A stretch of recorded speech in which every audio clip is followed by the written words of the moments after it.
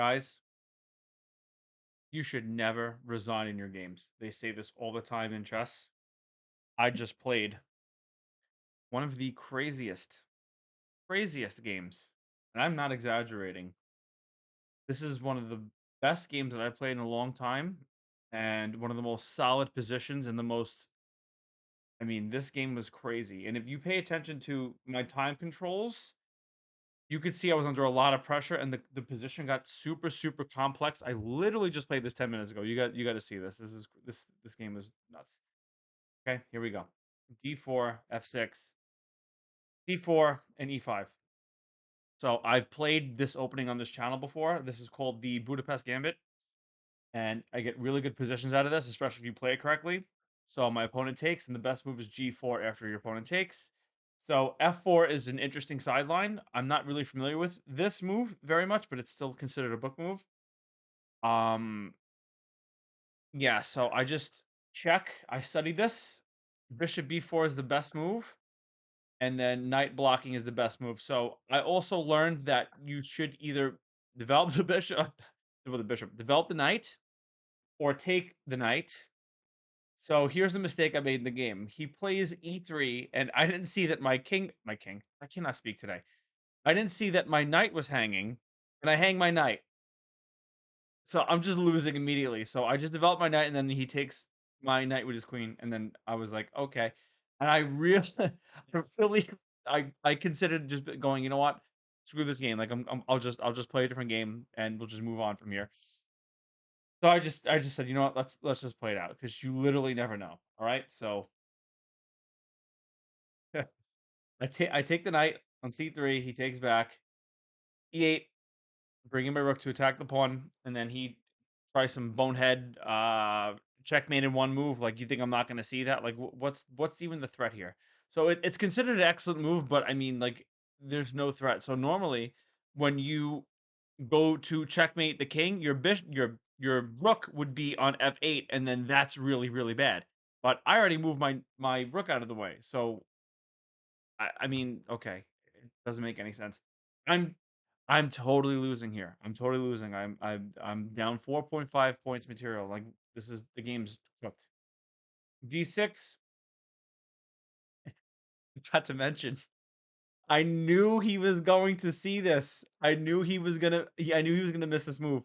When I played D6, I literally my light squared bishop has scope on his queen. I knew he was gonna forget, and he forgets. And I take his queen, so now I'm totally winning. Okay, this is low elo chess at its finest. All right, it's beautiful. It's a beautiful thing. But the game is not over here because my opponent has the same idea that I do. He's like, you know what? I'm not gonna resign. So it's like, okay, game on. Let's go. I take the pawn. Now I'm totally winning, but he really puts up a fight. So I take his knight to simplify the position. I bring my rook to the center file, and then he attacks my king. These are all like you got to see the way we play here. This is like some GM level shit. Like, this is crazy. This was a really high level game. It was low level at the beginning, but then this shit becomes this is nuts. It's really just a nuts game. AC1. I play A. So I have no idea what to do at this point. So I figured pushing A5 was the best move because I have the entire queen side is just totally it's like open territory here. So, like, I can't really move anything. Like, everything is deadlocked. I'm like, all right, I guess I'll just push my pawns, and they're all the best move. It's all the best move. He attacks my queen. I get out of the way. A5 to stop me from pushing, and now I just stop pushing on the king side now. So again, this is all best play here, which is really crazy. And, like, I was out of moves. A3. He takes so the best move here was to block with the knight so he can't take my pawn. But, like I said, I'm just so confused. He takes the pawn, attacking my rook. I attack his bishop. He gets out of the way. Then I take on A5 and my queen. So I'm still winning. I'm still completely winning. So at this point, I see a lot of danger. My queen doesn't have many squares.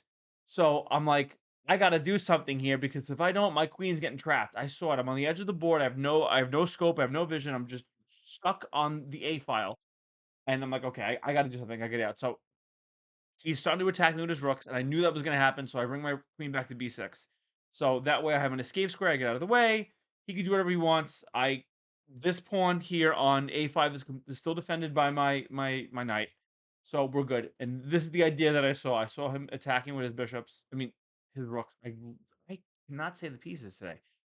So I get out of the way, a7. This is still best play. All of these moves are stockfish moves, guys. This is old stockfish. Crazy. Okay. B6, best move. E4, excellent. E5, excellent. Blocking the bishop. Okay, he gets out of the way with E3.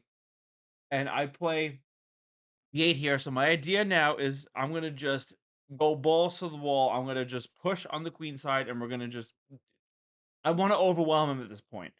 So, Stockfish says I should have taken the pawn. This is the best move. So then that would've just simplified the position, get the bishops off the board. I really struggled here. I really struggled to, like, get some ideas.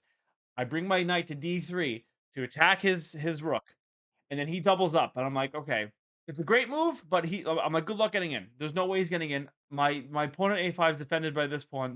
There's no way he's getting in." So I just get my queen out of the way. I bring it to D7, so it's not on the edge of the board anymore, and then he shifts his rook over to B1. I play C5, just move my knight around. This is a deadlock. It's a deadlock. Like, I'm winning, but I don't have much. Like, I don't know what to do.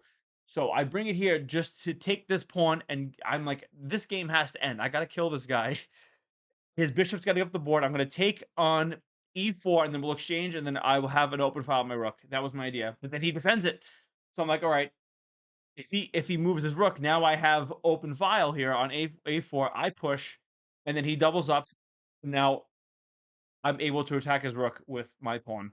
So then he attacks it, and then I bring my queen back into a5, a4 to defend it so he doesn't take it.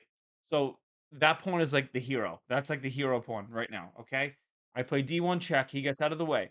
And now I play e6. Now I want to attack his dark square bishop. He tries to attack my queen. I get out of the way again, defending the pawn. And he goes right back to e2.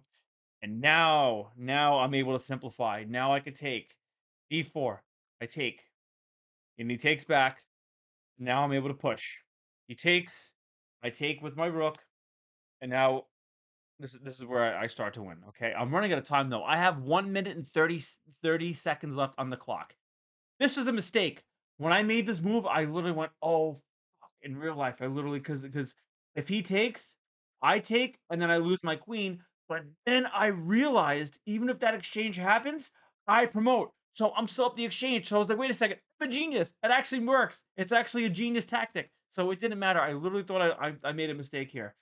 I think I just went ahead a little too much. Okay. So he makes a blunder.